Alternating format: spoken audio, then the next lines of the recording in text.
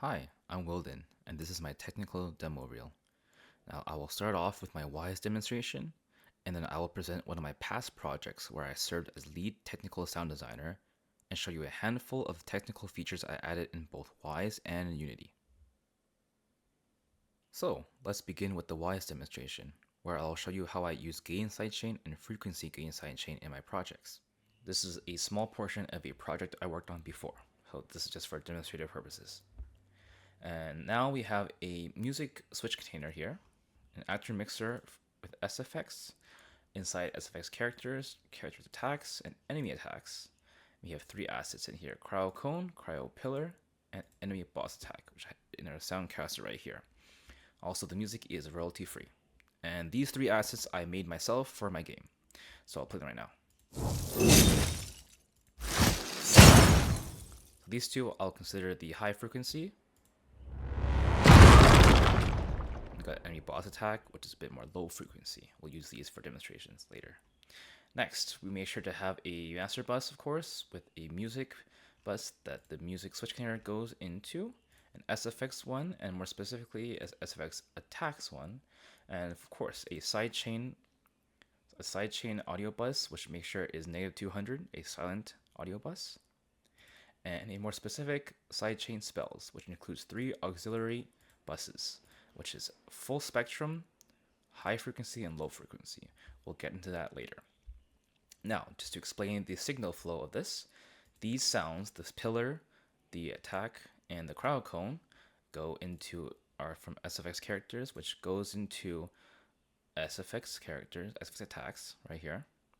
And attacks will send into side spell full, right here.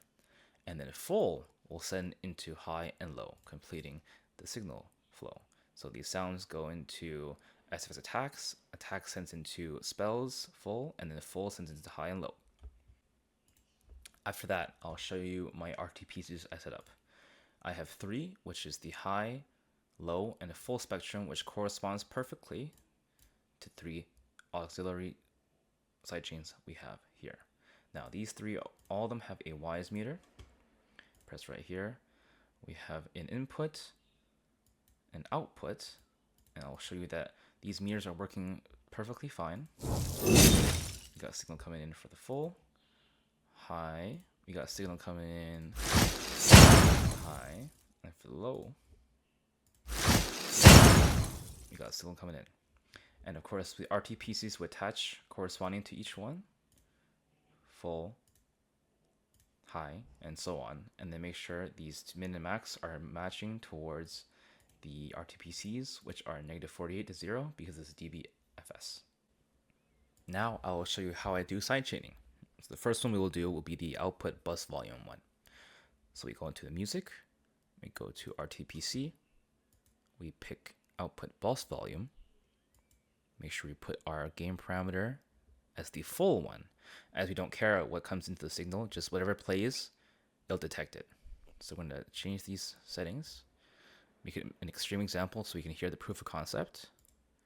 And what this means is as any signal comes into this full RTPC, the volume of the, which in this case the music, the bus, will go down. It says -200. So let's play it and just fiddle with this.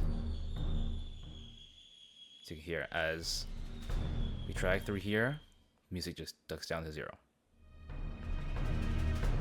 And we can test this with our 3 assets.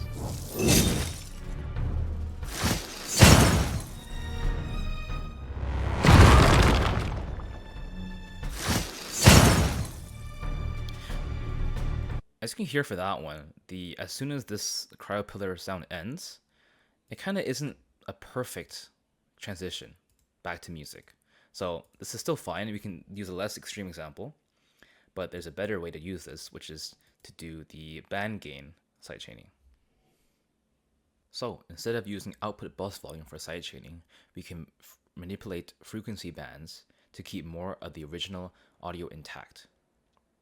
So what happens here is, first of all, in our high and low, in the effects tab, we're going to have a parametric EQ that corresponds to the high and low. So for the high, we have a band pass on just band 1, no band 2 or 3. where we have a bandpass which identifies stuff in that frequency range. So we're going to have around 1,000 for the high, and for the low, we're going to have around 300. So this is important because now in music, we go into music effects, and we also have two more parametric EQs. And let's go into this one, for example. We go in here, this is the low one. So what happens here is because those sidechains are identifying the low specifically, we're going to have the RTPC connected to the x-axis of this band 1 gain y-axis. And what this means is as more low frequency signal is coming from the RTPC in the sidechain, the less low there is in the music. Let's see this. So this is the original music, and as we get to the top,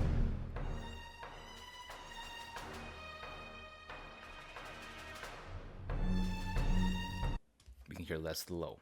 This is perfect because we have a low sound that plays low frequency that will be detected by the RTPC, and this will go up, which means less low in the music during the attack, which means the attack is much more amplified and more in focus, while keeping the highs of the music playing, so it isn't just removed completely. So let's hear that.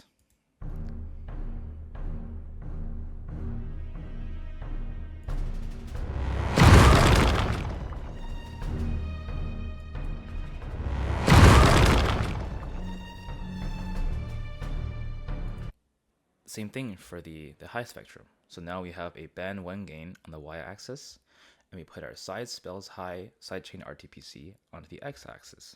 So as this high spectrum sidechain detects more high end, the less high end that comes into the music. So let's play this music.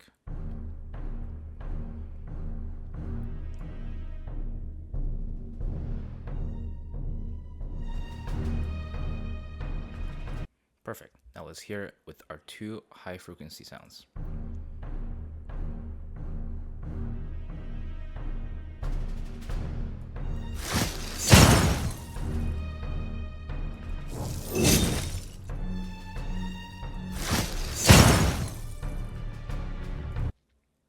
Perfect.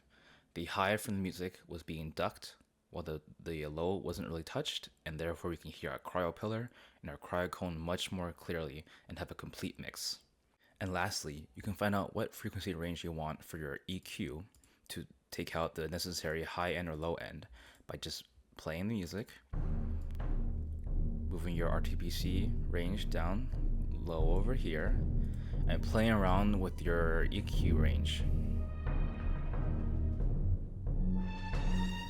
So you can see right here, for the high end of this music, around 900-ish is a sweet spot that covers the most of the high end.